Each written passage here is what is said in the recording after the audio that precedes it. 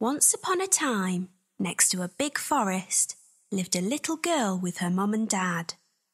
Each time the little girl went into the forest, she wore a red hood. Everyone called her Little Red Riding Hood. One day her mum had baked a cake. The cake was a present for Red Riding Hood's grandmother. Grandmother lived on the other side of the forest. Red Riding Hood's mum asked her to take the cake to Grandma.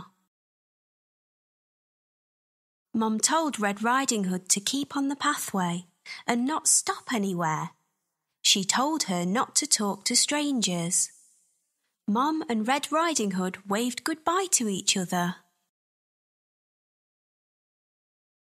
Little Red Riding Hood went into the forest. She had a basket on her arm with the cake inside. A big bad wolf was watching her. He was very hungry. Little Red Riding Hood did not see him. He came beside Red Riding Hood. The wolf tried to sound friendly. He asked Red Riding Hood where she was going. She told him she was going to see her grandmother on the other side of the forest. The big bad wolf told Red Riding Hood that she should pick some flowers for Grandma. As Red Riding Hood was picking the flowers, the wolf ran off. He wanted to get to Grandmother's house before Red Riding Hood. The big bad wolf arrived at Grandmother's house. He knocked on the door.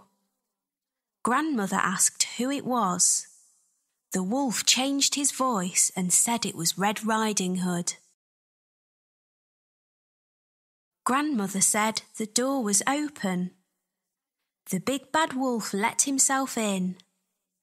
Grandmother saw him and began to scream. Before she could do anything, the big bad wolf swallowed Grandmother up. The big bad wolf was not satisfied. He wanted to eat Red Riding Hood as well. The big bad wolf dressed himself in Grandmother's clothes. He climbed into her bed. He waited for Red Riding Hood to arrive. Red Riding Hood came to Grandmother's house. She knocked on the door and asked if she could come in. The big bad wolf changed his voice. He sounded like her grandmother. He told her to come in. Red Riding Hood said what a deep voice her grandmother had. The wolf said it was better to greet her with. Red Riding Hood moved closer to her grandmother. She said what big eyes she had. The wolf said they were better to see her with. Red Riding Hood said what big ears grandmother had.